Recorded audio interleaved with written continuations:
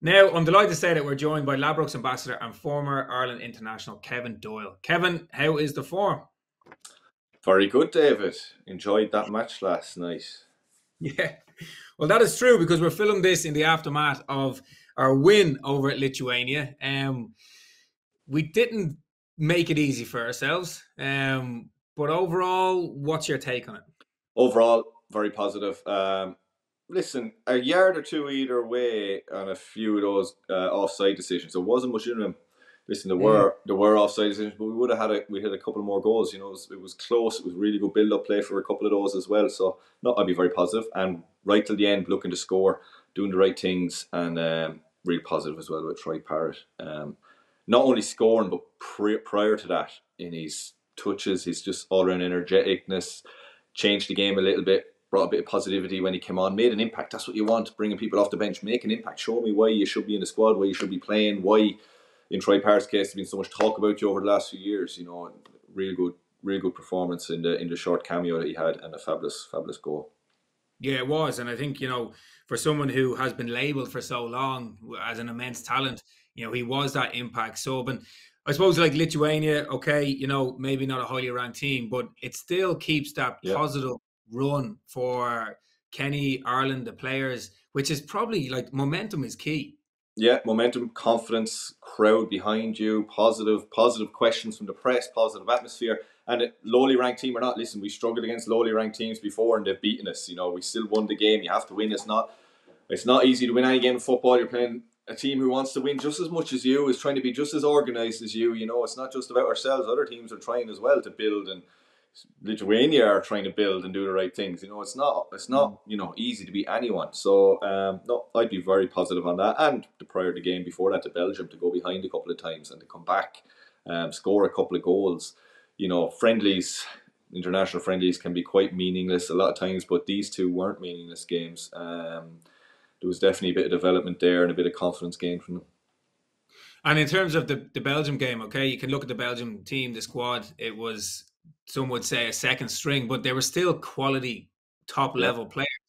But Quality players on paper, go through their 11, realistically stronger than our 11, but they didn't look like that for 90 minutes.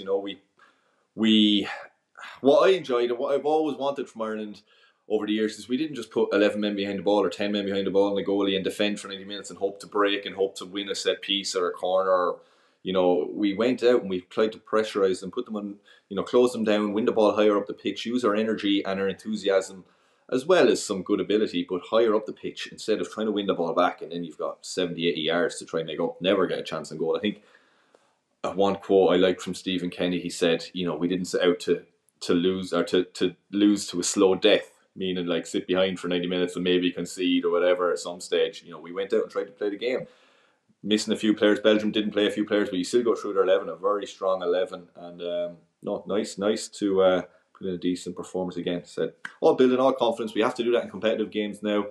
Carry it on, but it's a good few games now unbeaten. We're on a nice little run, a nice little confidence builder. And I said, the crowd, there's a good atmosphere there, a positive vibe around the place, which has built nicely over the last few months and way better this stage this year than the same point last year.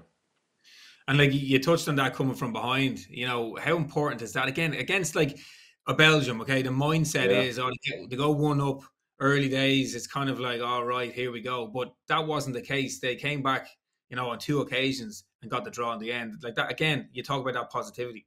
Yeah, it just shows it's a good camp. That's one thing you look at when teams go behind. If it's not a happy place, if they're not really in love with the manager, that's when you can concede 2, 3, 4 goals. But they didn't. They regrouped, came back, and deservedly scored a couple of goals. The same against Lithuania, 97th minute. I think it was 5 minutes injury time. It was the 97th minute for whatever reason, but still going. Still, if you look, Troy Parr's goal, brilliant, 25 yards or whatever it was, a lovely strike. But how many people we had in and around their box? How many people trying to create, trying to score right up to that point? We didn't give up on it. Kept going to the end. Just all little things. You're trying to get positives. You're trying to see. We could lose games, but you lose them in the right way and doing the right things. We didn't lose either of those games, but you can see lots of little things outside of the result. Plenty of times we've played games. I don't know. Listen, go back to beating Germany, the World Champions, maybe 4 or 5 years ago, whatever it was. You look at that game, actually, Germany missed about 47 chances and we managed a 70-yard punt onto Shane Long, who ran onto it and scored a goal. like if we were to play them 10 times out or 9 times out of 10, they would have won that game 4-5-6-0. Whereas the style we're playing now, I think, a lot more even game, like against Belgium. It wasn't a case of Belgium missed a load of chances and we managed to nick a goal or two. It wasn't. It was a lot more even. We created some of our own, playing nice football, being on the front foot, being high up the pitch. So, yeah, lots of positives. Just hope it can obviously follow through. I think it will. I'm not expecting us, by the way, to automatically qualify for the next major championship or anything like that, but just an improvement. I hope people don't expect that we're going to top a group now or anything, silly like that. Just it could happen, you never know. But I think even being with a shout with 3 or 4 games to go in a group, bring it to the end of the group where we're in and thereabouts, and there's still a very young group of players and they still have a lot to learn. And at club level, a lot of them aren't really, playing week in, week out. So a lot to improve on, a lot to learn. But I hope now, just if we lose a couple of games, everyone doesn't turn and think it's all gone Pete Tong again. Yeah, and from like say a goal scoring perspective, like the likes of Ogbonne, Parrott, like for them now to come off the international break and go back to their clubs, like it must give them a massive lift. And you've been in those situations where you score international and then you go back to your club. What's that like? Do you go back and everyone's like, "Yay, well done," or is it kind of like, forget about that, it's club now, Being honest, they usually wouldn't have had a clue. People are so focused on their own, whether their own internationals or back into the club. Listen, you'd fly back. I'd say most of them were in training this morning, or whoever played had been cooling down maybe last night, and whoever didn't play would be training this morning. You'd be back in, you'd have to be in at 9 o'clock in the morning, go training, get the 6 o'clock flight or whatever it might be from Dublin this morning, and yeah, it's gone. It's good for yourself. Yourself, and maybe a couple of people might have happened to notice it. The manager might say, well done, but all the other players wouldn't have a clue, to be honest with you. They would not be focusing on an Ireland-friendly v Lithuania. So, yeah, no, you just use it for your own confidence, your own fitness, and great, especially, if you're from Ireland, you have family in Ireland, you really, it's a great boost for you. You come home, you're playing for your country, and then if you're to score, put in a good performance, I think you feel it more just having family at home and their reaction to it more so than going back to England or whatever country you're going back to. To be truthful, they wouldn't have known or focused or have any idea whether you played 90 minutes or 0 minutes or scored or didn't score. All right, well, we'll switch focus. Sorry for that one, David. yeah. Well, there you go. But do you know what? It's interesting because again, everyone is focused on themselves, and whether it's your own international or whatever kind of international you're involved in, or the manager's probably thinking about the game coming up. He's not thinking about it. He just wants to come back in one piece, So again, it's kind of it's that person, but that's what represent your country is all about, isn't it? And friends, family, people that are there, to score in front of your friends and family on home turf is obviously meaningful in its own way. But again, let's look at the Premier League. We're back. It's just 1 point between City and Liverpool. So you're looking at the games or what can happen, but again, it's kind of relegation threatened teams this weekend. So do you see it tend to kind of, come Monday, we're sitting in the same situation? There's a point between them. So you have we've got here now. Yeah, City against Burnley and Liverpool against Watford. It's hard to see it anywhere other than what it is now. Looking at those bottom 3, it's more than likely going to be those 3 early. I know we spoke about this a few weeks ago. They're coming back to play City, to play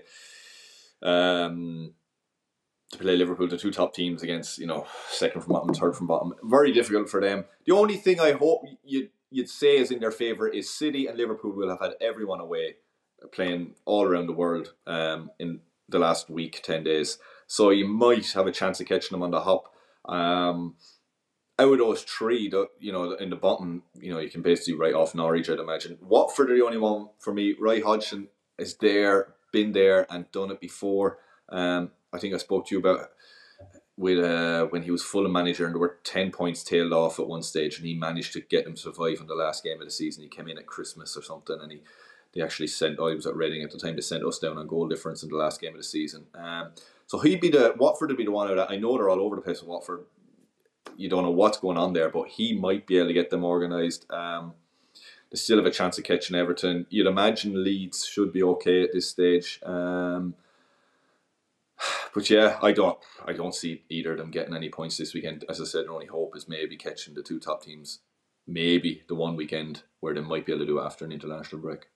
Yeah. So again, looking at that kind of point, probably the same going into next week. You're looking at Chelsea then as well. A lot of kind of off-field distraction. We spoke about this before, but it doesn't seem to be having any No. impact on what's going on the pitch. In fact, they're actually in a really rich vein of form. Up against Brentford this weekend, there's going to be no change there. You see that going Chelsea's way? The only thing is it is a local derby game. They're very, it'll be a good atmosphere. I suppose that's one thing on Brentford's side. Maybe the derby games can put up, strange results sometimes. But they've been zero effect on them. What's gone on there? People wondered whether it would or not. And there's a contract situations with a few players, but it doesn't seem to have any effect. In fact, it might have even brought them closer together. And they're pretty aware. I'm sure there's going to be new, richer, maybe even richer owners coming in. It's not going to affect the club really in any way. There's a host of people trying to buy it. So they seem to be moving on pretty quickly and hard again. You've talked about Liverpool playing, Man City playing, and Chelsea, the three top teams. And there's always shocks every weekend. Of course, one of them will probably mess up and not, but you couldn't, from our perspective, sitting here say that one of them is going to. You'd imagine the three of them will get 3 points. You mentioned kind of the derby, Chelsea, Brentford. Your own derby experiences, have you had many? Wolves, Birmingham would be a good one. Wolves, Aston Villa. Wolves, West Brom was the biggest one. They really hate each other, Wolves, West Brom. And it's no joke, our kit man, if we played West Brom away from home, our kit man, who was a massive Wolves fan, would burn his runners after the game. And it wasn't a joke or something for a laugh. He'd actually burned them because he stood on West Brom's pitch, and it meant that much to him. So there was the games would have to be at 12 o'clock or 12:30 kickoffs because of trying to hope everyone wasn't too drunk, I suppose, by afternoon. So the early kickoffs, massive police presence. Yeah, they were Wolves. West Brom was pretty tough. Pretty tough derby games, but great atmosphere and all that. But it meant an awful lot to either of those fans, whoever won that game. Yeah, good atmosphere. All right. Another club that always kind of strikes me, particularly this season, kind of under the radar. Not a whole lot has been kind of spoken about them. That obviously is Arsenal. And I think Arteta, when he came over, when he took over, there was a bit of maybe not the right man. Didn't get the results straight away, but he seems to have the magic wand or whatever you want to kind of term you want to use. But it's working right now for Arsenal. They seem to be going really well. Under the radars, right? Yeah, and you listen to him speak in his interviews. He always seems fairly cool, calm, and collected. He's not always cool, calm, and collected on the touchline. He does lose it a bit, but he speaks really well. Seems to have the players playing well. Has made some interesting decisions in who they let go and who they've signed. I know I played under the same owners. My team in America is the same. The Cronkies owned Colorado, who played for in America, and they own Arsenal. They seem to give him plenty of money and sort of be hands-offish. I know there's a lot of Arsenal fans don't seem to like him, but they're having a lot of success at the moment with their teams in America. They sort of slowly build a team up. They don't mind things not going well for a few seasons, and then they do seem to get success at the end of it. That's what's happened with Colorado Rapids in the last few years, who have played for. Did they win the Super Bowl with LA Rams, or were in the Super Bowl final anyway? So they have. That's a good sign for Arsenal when their owners are getting success with their other teams. It might be only a matter of time before they have Arsenal at the top, because they know how to get a team, a club, an organisation running well. So they've plenty of money behind them as well. I think he's one of the richest men in America, Stan Kroenke, and his wife is the richest woman in America, and they married each other. So it's a good way to go about things. So they shouldn't be short of a few quid with Arsenal if they fancy investing a bit more. I'm sure the Arsenal fans would like to see a bit more of that money coming their way. Yeah. Well, look, they're going in the right direction now. Hope maybe get into the Champions League spots and maintain that. Right, our 1-2 free segment. It's your time now for a 1-2 free. Your chance to win €100 cash, absolutely free. All you have to do is predict the scores of the three of this weekend's matches. Kevin, what are your 1-2 free predictions for this weekend? Okay. First matchup is Man U against Leicester City. Oh, listen, should we talk about Man United every week? How to call it?